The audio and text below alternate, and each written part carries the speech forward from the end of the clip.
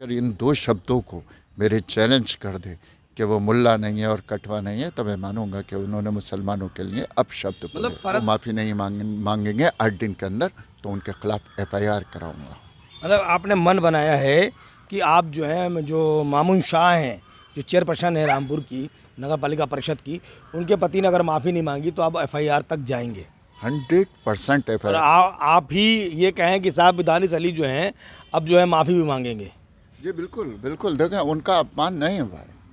पूरे हिंदुस्तान में अगर कोई सच्चा अच्छा मुसलमान है तो मैं दावा करता हूँ मैं हूँ। अगर किसी जगह विवाद हो और फरद अली खां का नाम ना आए तो फिर विवाद किस बात का। जी आप सही सुन रहे हैं कि मुस्लिम महासंघ के राष्ट्रीय अध्यक्ष फरद अली खां कुछ ना कुछ ऐसा बोल देते हैं जिससे विवाद खड़ा हो जाता है।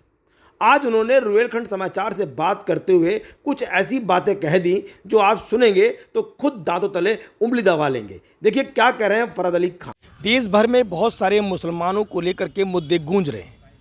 वहीं सत्ता पक्ष मोदी सरकार कह रही है कि अब इंडिया नहीं बल्कि भारत कहना होगा। नहीं, भारत इसलिए कहना है, जो गठबंधन दल है वो भारत इसलिए कह रहे हैं क्योंकि संविधान में कहीं भी इंडिया शब्द है, भारत जैसे शब्दों का प्रयोग नहीं है। ऐसे ही कुछ सवाल आज हम बात करेंगे मुस्लिम महासंघ के राष्ट्रीय अध्यक्ष फरद अली खां से, जो अपने आप में एक अपने आप चेहरा है, उसकी पहचान कराने की कोई आवश्यकता नहीं है। फरद खां, आपका बहुत बहुत स्वागत है। शुक्रिया शुक्रिया बहुत बहुत। फरद भाई, आखिरकार दानिश अली जो सांसद हैं बसपा से, उनको इतना बड़ा तोहफा दे दिया। देखिए मैं कुंवर दानिश अली साहब जो आज रो रहे हैं कि हम मुसलमानों के नेता हैं, उन्होंने मुसलमानों के लिए बोला, तो मैं माननीय जो विदुड़ी जी हैं उनकी दो बातों का तो समर्थन करता हूँ कि कोई भी मुसलमान, उसे मुल्ला कहना अपशब्द नहीं है। मुल्ला एक सम्मानित शब्द है। किसी को कटवा कहना भी एक सम्मानित शब्द है, क्योंकि कोई मुसलमान अगर इन दो शब्दों को मेरे चैलेंज कर दे कि वो मुल्ला नहीं है और कटवा नहीं है, तो मैं मानूंगा कि उन्होंने मुसलमानों के लिए अपशब्द बोले। मतलब फरद भाई, आप शुरू बात में ही विवादित शब्दों का प्रयोग कर लेंगे। आप कटुआ कह दें तो सब जायज़, अगर कोई हिंदू समुदाय का आदमी मुसलमान को कटुआ कह देगा तो विरोध हो जाएगा। आप पे सब सर्टिफिकेट है, आप कटुआ चाहो कटुआ कह दो, हिंदू में जय श्री राम कह दो, मतलब सब सर्टिफिकेट फरद देने को तैयार है। देखें, जो हमारा मानना है कि जो शब्द यहाँ पर आम प्रचलन में है उसका मुसलमानों को बुरा नहीं मानना चाहिए। दानिश अली साहब, आप उस वक्त कहाँ थे जिस वक्त में मुसलमानों के साथ हल्द्वानी में ज़्यादती हो रही थी, जिस वक्त में रामपुर में कुछ लोगों के संग लोगों ने कहा ज़्यादती हो रही थी। आपको जब अपने आप ठेस पहुँची, क्योंकि आप किसी के दूसरे के वक्तव्य में बोले, आपने उनको उकसाया। मैं समझता हूं कि दानिश अली को न विदुड़ी जी को नहीं माफ़ी मांगना है, माफ़ी मांगना है दानिश अली को। दानिश अली पूरे मुसलमान समाज से माफ़ी मांगे। आप उनका अपमान भी करें और आप ही ये कहें कि साहब दानिश अली जो हैं अब जो है माफ़ी भी मांगेंगे। जी बिल्कुल बिल्कुल, देखें उनका अपमान नहीं हुआ है। वो उस शब्द को जिसको हमारे यहाँ बड़ा सम्मानित बोला जाता है, जैसे मुल्ला, जैसे कटवा, आप दानिश साहब कह दें कि मैं कटवा नहीं हूँ तो वो मुसलमान ही नहीं है। अगर वो कह दें मैं मुल्ला नहीं हूँ तो वो मुसलमान नहीं है। वैसे चेहरे से तो लगते नहीं है मुझे भी मुसलमान, ना दाढ़ी है ना टोपी है। मतलब दानिश जी के लिए तो आपने कह दिया फरद भाई, लेकिन मैं देखता हूँ कि बहुत से लोग जो हैं दल, वो आपको भी मुसलमान नहीं मानते। वो ये कहते हैं कि बीजेपी की एक बी टीम सी टीम है आप।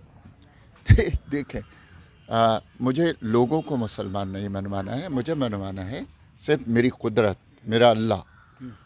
जो मैं काम इंसानियत के लिए कर रहा हूँ, मुझे सिर्फ हिंदू और मुसलमान बनने से पहले एक अच्छा इंसान बनना है। इंसानियत के लिए मुझे काम करना है। मतलब इंसानियत के लिए काम करेंगे। तो फरद भाई, अब 2024 का जब चुनाव होगा तो आप एनडीए में रहेंगे या इंडिया में रहेंगे? देखें, हम तो जो भी राष्ट्रवादी विचारधारा की सोच के साथ चलेगा, हम उसके साथ रहेंगे, उसके साथ हैं। सब लोग जानते हैं कि हम जो हैं वो राष्ट्रवादी विचारधारा की भारतीय जनता पार्टी को हम सपोर्ट करते हैं, सपोर्ट करेंगे। तो जो इंडिया गठबंधन है उसे नहीं?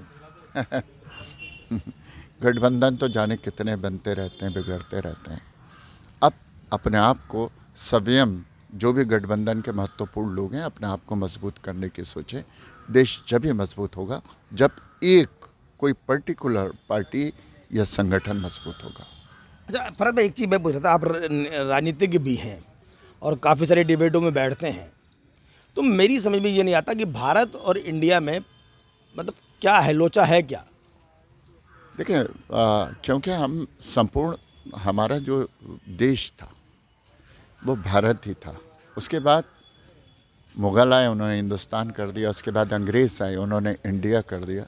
लेकिन जो हमारे यहाँ सही शब्द है, जिसका जो उच्चारित शब्द है, वो भारत ही है। अब लोग वो ऐसे इंडिया का जो गठबंधन है, हम उसका सारे लोग उसका विरोध कर सकते हैं कि ऐसे नाम नहीं रखना चाहिए जिससे कोई भी कोई बात कहे तो अपने देश के लिए गलत जाए।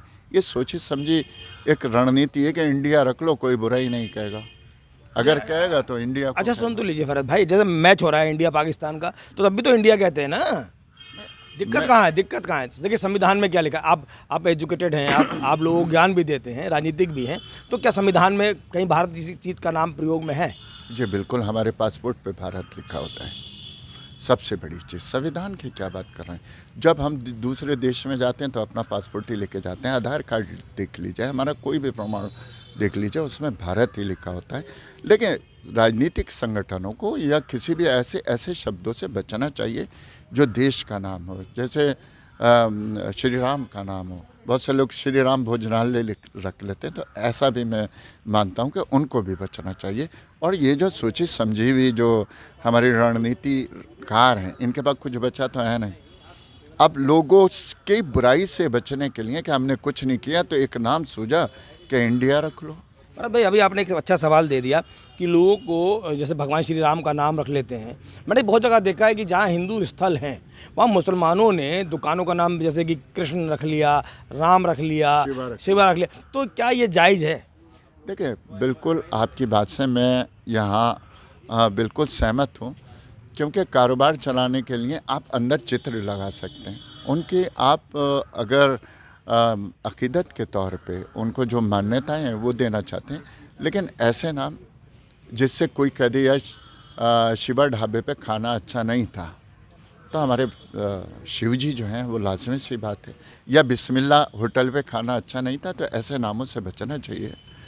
और मैं तो कहूँगा कि ये जितनी जल्दी हो सके इसको इंडिया नाम से, क्यों कोई किसी और नाम से संगठन बनाए, हम भी उस समय उनका साथ देंगे, लेकिन इंडिया, भारत, हिंदुस्तान ऐसे करके कोई भी राजनीतिक नहीं होना चाहिए। फरहत अली खां का अगर वो जो गठबंधन दल हैं वो अपना नाम बदल लें तो फरहत अली खां एनडीए को छोड़ करके उसके साथ चले जाएंगे।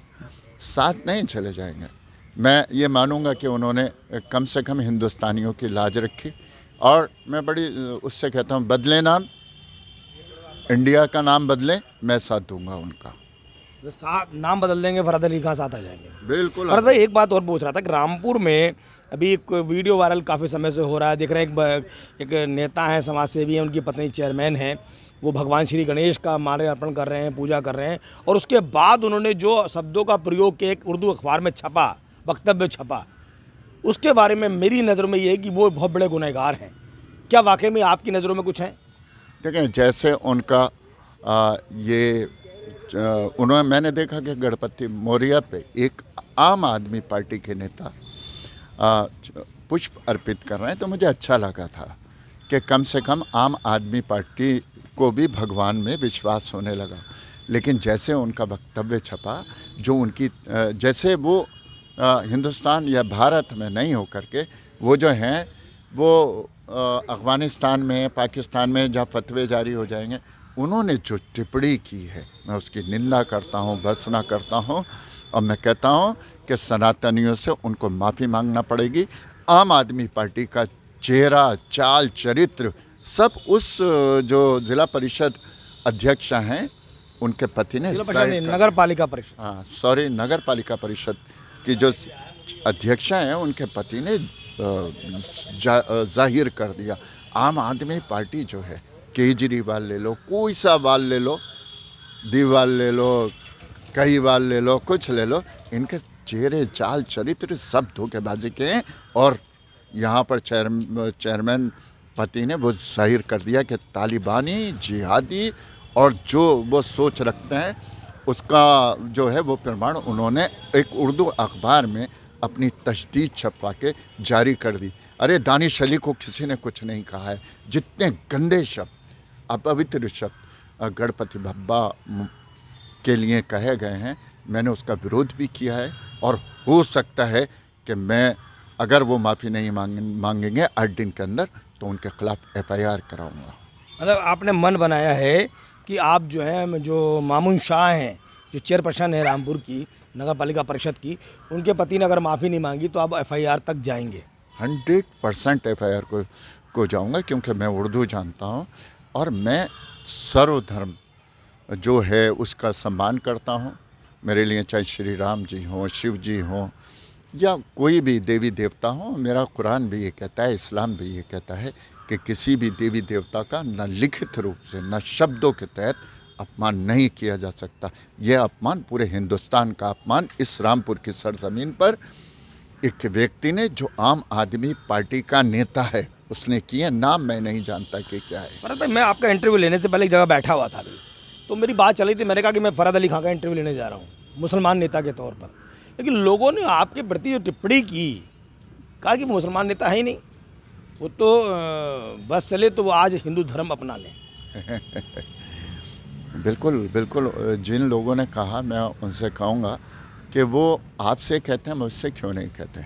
डरपोको, बुज़दिलो, कभी मुझसे तो कह के दिखाओ। जेल की सलाखों के पीछे हो गए, जेल की सलाखों के पीछे हो गए। ये भारत है, यहाँ की परंपराओं, यहाँ का धर्म, यहाँ के संप्रदाय, यहाँ का समाज, सबको इज्जत करना है। इस पूरे हिंदुस्तान में अगर कोई सच्चा अच्छा मुसलमान है तो मैं दावा करता हूँ मैं हूँ।